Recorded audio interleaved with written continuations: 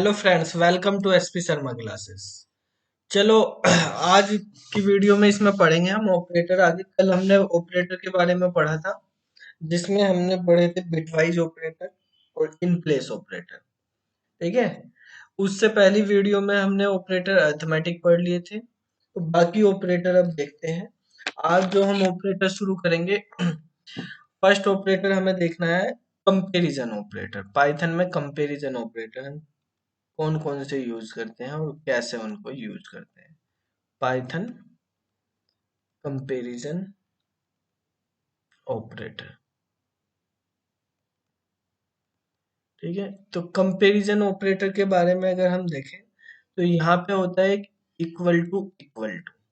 जो ये comparison operator होते हैं, इनका आंसर या तो ट्रू आएगा या फॉल्स आएगा। ये दो ही आंसर आते हैं। ठीक है। ये आपके कंपेयर करके दे रहे हैं, दो वैल्यूज को कंपेयर करते हैं, तो या तो ट्रू या फॉल्स आता है। ठीक है। तो इक्वल टू इसको बोलते हैं हमारे पास इक्वल टू ऑपरेटर। एक होता है नॉट इक्वल टू। ठीक है। ये है हमारे पास इक्वल टू, ये नॉट इक्वल टू, ये greater then,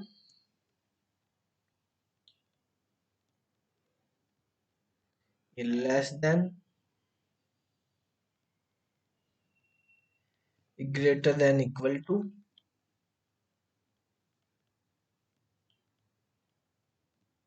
greater than equal to, और ये लेस देन इक्वल।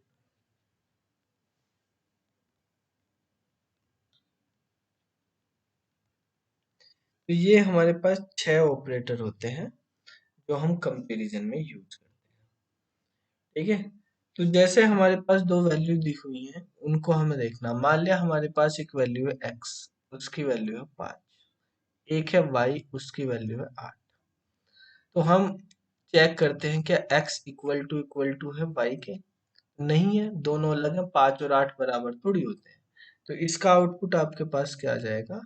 फॉल्स। ये इक्वल टू नहीं है। अगर हम बात करते हैं कि x not equal to y की, तो ये कह रहा है x और y बराबर नहीं है। सही कह रहा है भाई। सच्चा आदमी तो ट्रू कर देते हैं, ये झूठा आदमी था तो ये फॉल्स कर दिया। हमने कहा कि x ग्रेटर देन है y, ये गलत कह रहा है, झूठ कह रहा है। ये x y से बड़ा कहाँ है भाई? x तो छोटा है, तो ये क्या कह रहा है? फॉल्स।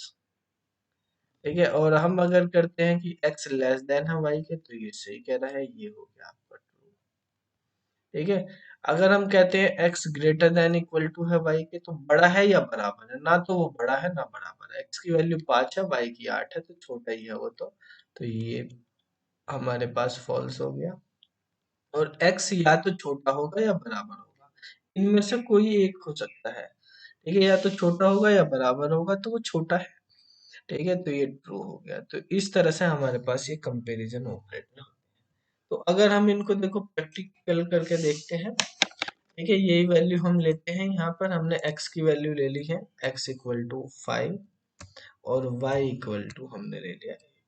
तो हम यहाँ पहला ऑपरेटर लगाते हैं इक्वल टू, तो फॉल्स आ गया। x नॉट इक्वल टू दूसरा ऑपरेटर है y के, तो ट्रू आ जाएगा। एक ट्रू आ रहा है, एक फॉल्स आ रहा है। इस तरह से हमने लिखे हुए हैं। तो x ग्रेटर देन y अगर करेंगे तो false, x less than y करेंगे तो ट्रू। ठीक है। और x greater than equal to y करेंगे तो फॉल्स, और x less than equal to y करेंगे तो हमारे पास true। ठीक है। तो इस तरह से हमारे पास ये हो गए यहाँ पर। अब देखो यहाँ पर जब हमने इस तरह से ये लिखा, तो आप ये हमारे कंपैरिजन ऑपरेटर 6 ऑपरेटर है, इस तरह से इनको यूज कर। अब देखते हैं लॉजिकल ऑपरेटर कैसे होते हैं। बहुत इंपॉर्टेंट है, थोड़े कंफ्यूजिंग होते हैं, बच्चे अक्सर इन पे कंफ्यूज होते हैं लॉजिकल ऑपरेटर पे, तो आप ध्यान से समझना है इनको, लॉजिकल ऑपरेटर। ठीक है। तो लॉजिकल ऑपरेटर देखते हैं। पाइथन के अंदर 3 तरह के होते हैं लॉजिकल ऑपरेटर। और लॉजिकल ऑपरेटर जो है हमारे पास सिंबल से डिनोट नहीं करे जाएंगे, यहाँ पे लिख के वर्ड में डिनोट करे जाएंगे, एंड, और नॉट। ठीक है। इसको बोलते हैं लॉजिकल एंड, इसको बोलते हैं लॉजिकल और, इसको बोलते हैं लॉजिकल नॉट। ठीक है, तो बेसिकली यहाँ पर आपको एक चीज और ध्यान रखना है कि बाकी प्रोग्रामिंग लैंग्वेज होती हैं जैसे जावा है, सी प्लस प्लस है, सी लैंग्वेज है, उनमें लॉजिकल एंड और नोट है, उनको हम इन सिंबल से डिनोट करते हैं। डबल एंड लगा देते थे logical and, double pipe symbol लगा देते थे लॉजिकल और हो जाता था। ठीक है, ये नेगेशन हम यहाँ पे यूज कर लेते थे तो वो नोट हो जाता था। तो ये जो है ये हमारे पास जो है सी, सी प्लस प्लस, जावा वगैरह में यूज होते हैं। पाइथन में इनको हम यूज नहीं करते हैं, पाइथन में ये यूज नहीं होंगे। पाइथन में जो है इस तरह से ही लिखते हैं, एंड और नोट करके। ठीक है, तो एंड और नोट करके ही हमें यहाँ पे पाइथन में इनको यूज करना है। अब इनको कैसे समझेंगे, इनको समझने के लिए आप देखो क्लियरली अच्छे से समझना। यहाँ पे हमें दो चीजें समझना है, एक जीरो और एक नॉन जीरो, दो चीजें होती है, जीरो और नॉन जीरो। ठीक है, जीरो मतलब ओनली जीरो, जीरो की बात करी जा रही, only zero, not other than zero. कोई भी चीज है अदर देन जीरो, वो सब क्या है, वो नॉन जीरो के, कुछ भी हो, पॉइंट में हो, नेगेटिव हो, पॉजिटिव हो, अदर देन जीरो तो वो सब जीरो। तो जो जीरो होती है उसको हम फॉल्स में भी डिनोट करते हैं, बुलियन में, उसको फॉल्स।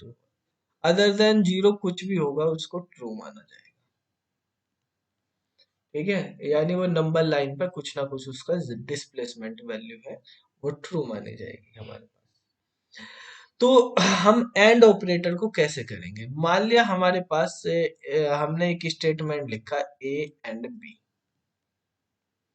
ये स्टेटमेंट लिखा।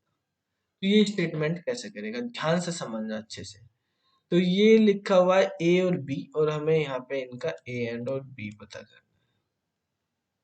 तो देखो इनकी पॉसिबल वैल्यू, मान लिया ये वैल्यू हमारे पास फॉल्स है, ये वैल्यू हमारे पास, ये फॉल्स है, ये ट्रू है, ये ट्रू है, ये फॉल्स है। ठीक है, ये ट्रू है, ये ट्रू है। तो आपको जो ये एंड ऑपरेटर क्या करेगा, एंड ऑपरेटर में क्या, आपने अगर बाइनरी में बिट वाइज, हमने जो कल वीडियो में पढ़ा था, बिट वाइज में कहा था कि एंड में एक भी जीरो होते ही, एक भी फॉल्स होते ही फॉल्स हो जाता है, अगर सारे ट्रू हैं तभी ट्रू आएगा। ठीक है, तो एक भी फॉल्स होते ही फॉल्स हो जाता है, यहाँ पे भी फॉल्स, यहाँ पे भी फॉल्स, यहाँ पे भी फॉल्स, यहाँ पे ट्रू। तो अब इस चीज को आप ध्यान से समझना है यहाँ पे, कि अगर हमारे पास a की वैल्यू फॉल्स है, फॉल्स मतलब है जीरो से, तो आपके पास आउटपुट भी फॉल्स ही आ रहा है। ठीक है, आउटपुट भी क्या आ रहा, फॉल्स ही आ रहा, यही वाला आउटपुट कॉपी हो जा रहा है। अगर a की वैल्यू ट्रू है, a की वैल्यू ट्रू है, तो आपके पास ये वाला जो आउटपुट है ये यहाँ पर पहुंच जाए, ये आउटपुट में आ रहा, b का वैल्यू आउटपुट आ रही। तो यहाँ पे हमें एंड में ये देखना है, if a is zero, a की वैल्यू जीरो है, फॉल्स मतलब जीरो है, तो देन रिजल्ट इज जीरो, तो रिजल्ट जीरो है। अगर a की वैल्यू जीरो है तो रिजल्ट आपका जीरो ही आएगा। ठीक है, और अगर a की वैल्यू नॉन जीरो है तो रिजल्ट b आएगा, if a is non zero, यानी जीरो के अलावा कुछ और है, non zero, then result is b, यानी जो भी b की वैल्यू है वो आपके पास है। ठीक है, तो ये कॉन्सेप्ट, ये जो दो मैंने पॉइंट लिखे, ये आपको ध्यान रखना मेनली एंड से। अगर हमारे पास एंड से पहले जो भी वेरिएबल लिखा है, जो भी वैल्यू लिखी, उस वैल्यू, उसकी वैल्यू जीरो है, वो वैल्यू जीरो है, जो एंड से पहले वैल्यू लिखी है, अगर वो वैल्यू जीरो है तो रिजल्ट भी जीरो आएगा, अदरवाइज बी आएगा। रिजल्ट जो बाद में लिखा हुआ है वो रिजल्ट है। ठीक है, अब देखो यहाँ पे प्रैक्टिकली में हम इसको देखते हैं कैसे होगा। अगर मान लिया, मैंने केस देखते हैं ये चारों केस, पहली वाली वैल्यू हमारे पास जीरो है, एंड लगाया, दूसरी वाली वैल्यू कुछ भी हो उससे हमें मतलब नहीं, आंसर जीरो ही आना है। दूसरे वाली चाहे जीरो ही हो, ये लिख दिया हमने जीरो एंड जीरो, तब भी जीरो ही आना। ठीक है, यहाँ पे हमारे पास ये जीरो का मतलब फॉल्स है, फाइव का मतलब नॉन जीरो मतलब ट्रू है, ये फॉल्स ये फॉल्स। तो यहाँ पे फॉल्स ट्रू सब भूल जाओ। अब जो हमने यहाँ पे लिखा वो पहले वाली वैल्यू अगर जीरो है तो आंसर जीरो, अगर पहले वाली वैल्यू जीरो नहीं है नॉन जीरो तो आंसर दूसरे वाली वैल्यू। ठीक है, अगर मैंने यहाँ पे मान लिया लिख दिया 5 and 10, ठीक है, तो आंसर 10 आएगा। कुछ बच्चे कहते हैं एंड में बड़े वाला जो होता है वो रिजल्ट आता है, ऐसा नहीं होता। अगर मैंने यहाँ पे 10 and 5 लिखा है तो अब 5 रिजल्ट आएगा। ठीक है, जो बाद में है वो वाला रिजल्ट आएगा। ठीक है, तो जो बाद में लिखा हुआ है आपका वो रिजल्ट आता है अगर पहले वाला नॉन जीरो है। ठीक है, तो इस तरह से हमारे पास एंड ऑपरेटर काम करता है। अब अगर हम और ऑपरेटर की बात करें, और ऑपरेटर क्या होगा, तो और ऑपरेटर में इस तरह से ही मान लिया हमारे पास एक ए है, एक बी है, और हमें इनमें और करना, ए और बी। तो ए की वैल्यू अगर हमारे पास फॉल्स है, बी की वैल्यू फॉल्स है मतलब जीरो है, ये फॉल्स है ये ट्रू है, ये ट्रू है ये फॉल्स है, ये फॉल ट्रू है ये भी ट्रू है। ट्रू मतलब है नॉन जीरो, टी का मतलब है यहाँ पे नॉन जीरो वैल्यू, और एफ का मतलब है जीरो।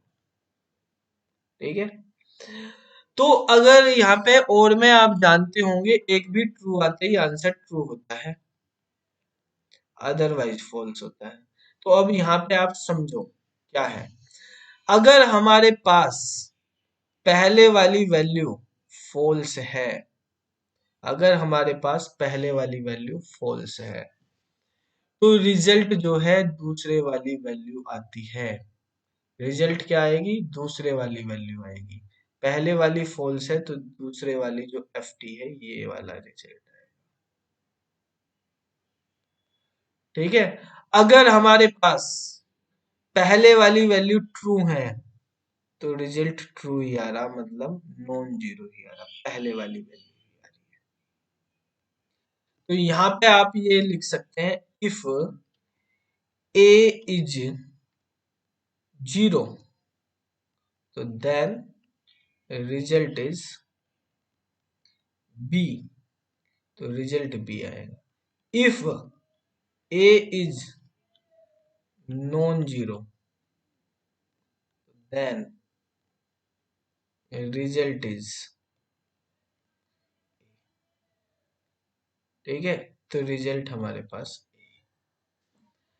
अगर ए की वैल्यू जीरो है तो रिजल्ट बी आएगा, और अगर ए की वैल्यू नॉन जीरो है तो रिजल्ट ए ही आएगा। देखो कंडीशन लगाते हैं हम यहाँ पे प्रैक्टिकली इसको, अगर हमारे पास ए की वैल्यू भी जीरो है और बी की वैल्यू भी जीरो है तो रिजल्ट बी की वैल्यू आएगा। ए की वैल्यू अगर जीरो तो रिजल्ट बी की वैल्यू, बी की वैल्यू क्या है जीरो, ए की वैल्यू जीरो है और बी की वैल्यू 5 है तो रिजल्ट बी की वैल्यू आएगा। ठीक है, ए की वैल्यू हमारे पास क्या है, ए की वैल्यू अगर नॉन जीरो है, ठीक है, और बी की वैल्यू कुछ भी हो तो हमारे पास रिजल्ट ए की वैल्यू आएगा। ठीक है, ए की वैल्यू हमारे पास नॉन जीरो है और रिजल्ट बी की वैल्यू भी हमारे पास नॉन जीरो है। ठीक है, तो रिजल्ट क्या आएगा, ए की वैल्यू ही आएगा। ए की वैल्यू हमारे पास नॉन जीरो है और बी की वैल्यू हमारे पास जीरो है तो ए की वैल्यू ही रिजल्ट। ठीक है, तो ये हमारे पास और इस तरह से, तो ये लॉजिकल में और एंड ऑपरेटर कैसे काम करते हैं वो हमने यहाँ पे डिस्कस किया है। अब नेक्स्ट ऑपरेटर है इसमें लॉजिकल में हमारे पास नोट ऑपरेटर। तो नोट ऑपरेटर जो है रिवर्स कर देता है रिजल्ट, ट्रू को फॉल्स, फॉल्स को ट्रू कर देता है ये, ठीक है। नोट जो है, नोट जो है एक लॉजिकल ऑपरेटर है, ये भी, इसको हम लॉजिकल नोट बोलते हैं। तो ये आपके रिजल्ट को रिवर्स कर देता है, reverse the result, that is return false if the result is true. अगर रिजल्ट ट्रू है तो ये आपको फॉल्स देगा, and return true if result is false, ठीक है। मतलब क्या है, अगर मान लिया मैं लिखता हूं जीरो और जीरो से पहले नोट लगा देता हूं, तो जीरो क्या है, फॉल्स होती है। अभी आपको बताया जीरो फॉल्स, जीरो के अलावा कोई भी नॉन जीरो है वो ट्रू। तो ये हमारे पास क्या है, फॉल्स है, तो नोट लगा दिया तो रिजल्ट ट्रू। मैंने यहाँ पे 5 लिखा, ये नॉन जीरो है मतलब ट्रू है, इसके आगे नोट लगा दिया तो रिजल्ट में अब फाइनल क्या आएगा हमारे पास, फॉल्स, ठीक है। आपने लिखा मान लिया ये लिखा 5 लेस देन है 10 के, तो 5 लेस देन है 10 के, ये क्या है, ट्रू है। लेकिन आपने इससे पहले नोट लगा दिया तो आपके पास रिजल्ट क्या आएगा, फॉल्स। आपने लिखा नोट 5 ग्रेटर देन है 10 के, तो ये क्या है, फॉल्स है, तो रिजल्ट क्या आ जाएगा, ट्रू, उल्टा होगा। आपने लिखा कि हमारे पास 5 लेस देन है 10 के एंड 10 ग्रेटर देन है 5 के, तो ये वाली वैल्यू क्या है, 5 लेस देन 10, 5 लेस देन 10 हमारे पास ट्रू है, और 10 ग्रेटर देन 5 ये भी ट्रू है। तो जब एंड करते हैं ट्रू और ट्रू का, तो जो हमारे पास बाद वाली वैल्यू है वो आती है, यानी ट्रू ही आता है रिजल्ट। तो रिजल्ट ट्रू हो गया तो इसका नोट करोगे आप, तो नोट करोगे तो रिजल्ट क्या आ जाएगा, रिजल्ट आ जाएगा, ठीक है। तो इस तरह से हमारे पास ये बेसिकली उल्टा कर देता है, जो भी हमारे पास कैलकुलेटिव रिजल्ट होता है उसका रिवर्स करके देता है। हमने लिखा नोट जीरो ट्रू, नोट 5 तो फॉल्स, नोट 5 लेस देन 10 तो ट्रू, वो फॉल्स, और note 5 greater than 10 true, note 5 less than 10 and 10 greater than 5, तो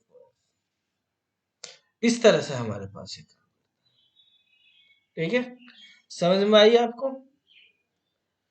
तो देखो, अब हम यहाँ पे ये होगी हमारे पास operator, logical operator.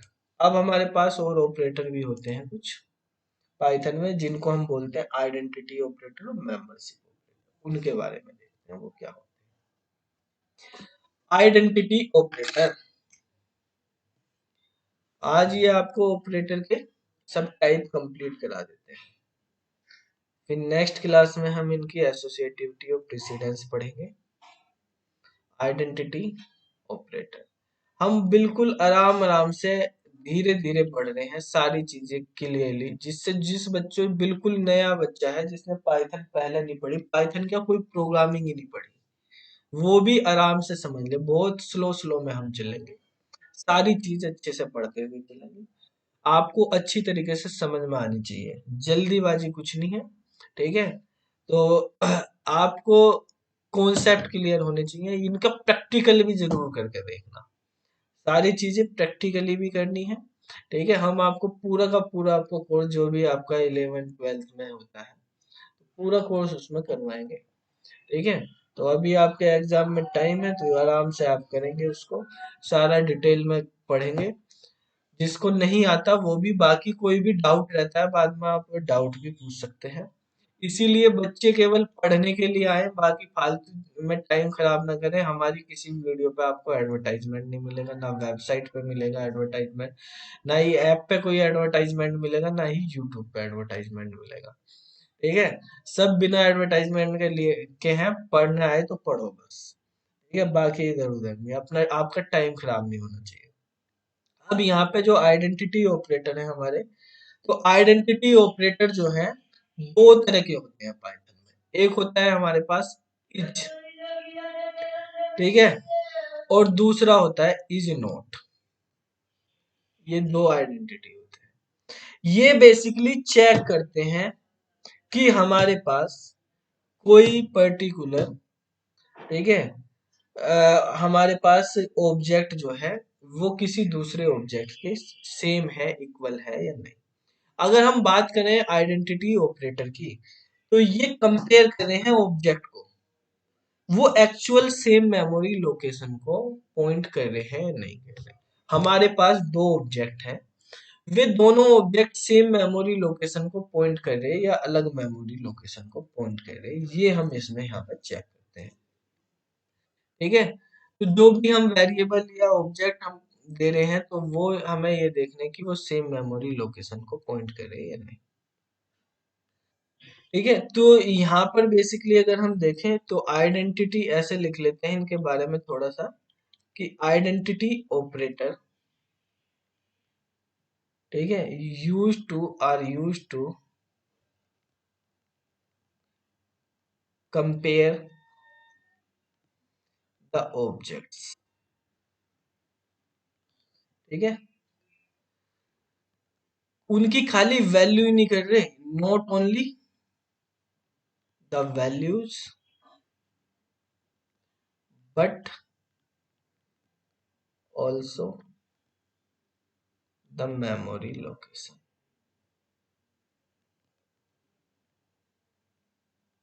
Refer by the, refer या पॉइंट बाय द ऑब्जेक्ट्स।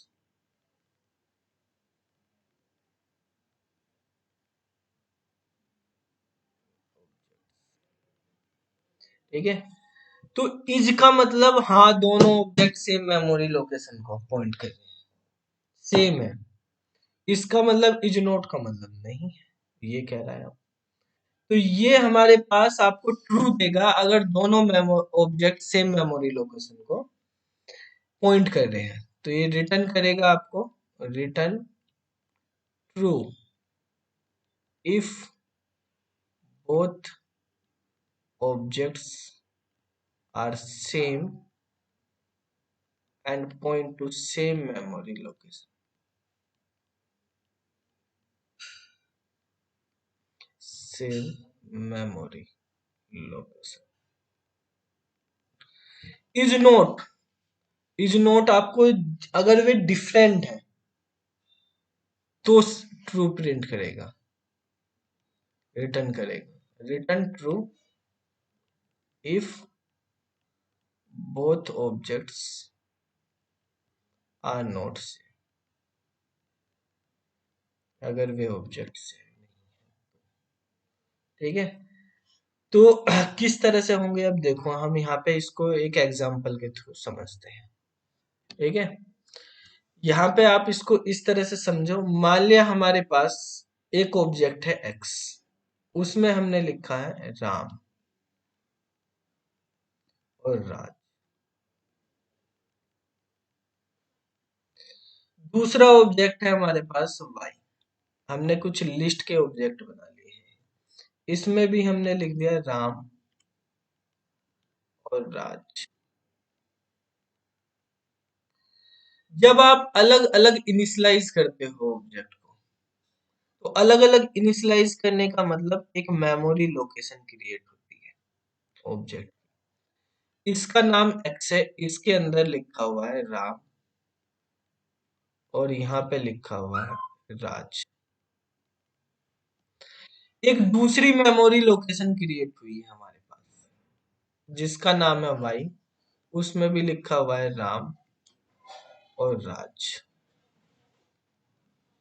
ठीक है, ये दो मेमोरी लोकेशन।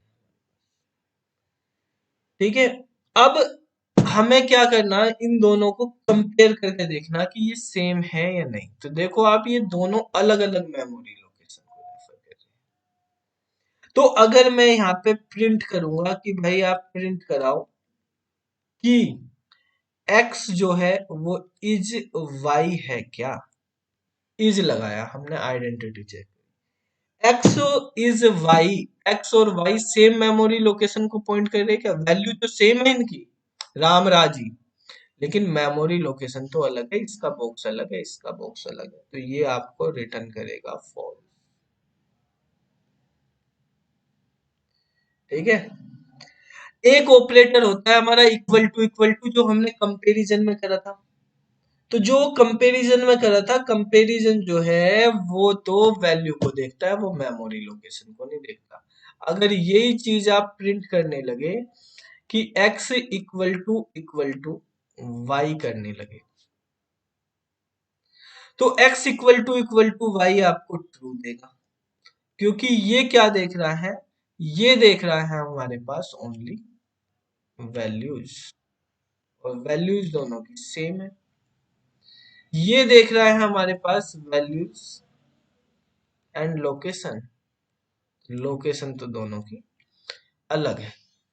ठीक है भाई, दोनों दो स्टूडेंट है, दोनों 12th क्लास में पढ़ते हैं, तो क्लास तो दोनों की सेम है, लेकिन स्टूडेंट तो अलग अलग है, उनकी आइडेंटिटी तो अलग है, एक राम है एक राज है, दो बंदे हैं, अलग अलग है। ठीक है, तो ये हमारे पास इस तरह से हो गया। अगर मैं यहाँ पे कर देता हूँ, मान लिया एक मैंने और ऑब्जेक्ट लिया जेड, और जेड इक्वल टू मैंने एक्स कर दिया,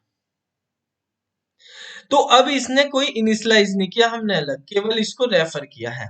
तो अब जेड जो है इस एक्स वाले बॉक्स का नाम है, एक्स इस बॉक्स का नाम एक्स भी है, जेड भी इस लोकेशन का। तो अब ये दोनों के दोनों सेम मेमोरी लोकेशन को पॉइंट कर रहे हैं।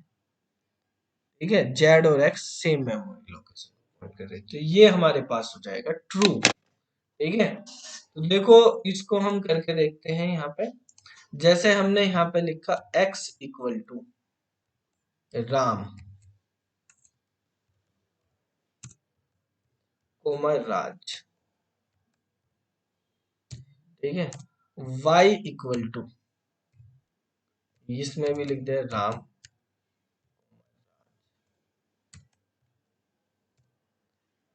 अब हम कर रहे हैं प्रिंट कर रहे हैं, प्रिंट कराओ x इज y, या बिना प्रिंट के भी लिख सकते हो, तो आपके पास आ गया फॉल्स। आपने प्रिंट कराया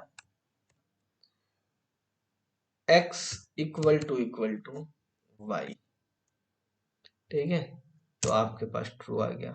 आपने एक z ले लिया, z इक्वल टू x, तो z इक्वल टू x लिखेंगे तो कब आएगा ये ट्रू, जब हम यहाँ पे प्रिंट कराएंगे, print z x is z या z x x, ऐसे हम, ठीक है।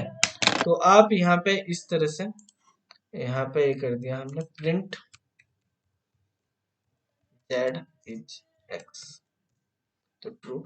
इसको आप ऐसे भी लिख सकते हो, आगे पीछे करने से कोई फर्क नहीं पड़ेगा, x इज z, दोनों ही सेम है, इस तरह से हो। तो ये हमारे पास इज आइडेंटिटी ऑपरेटर है। अब एक चीज देखो, अगर मैं यहां पर x की वैल्यू चेंज कर देता हूं, x की वैल्यू मैंने कर दी राम और सैम, और y की वैल्यू वही है हमारे पास रामराज। अब आप प्रिंट करते हो x इक्वल टू y है क्या, तो अब आपके पास फॉल्स, वैल्यू सेम है ही नहीं।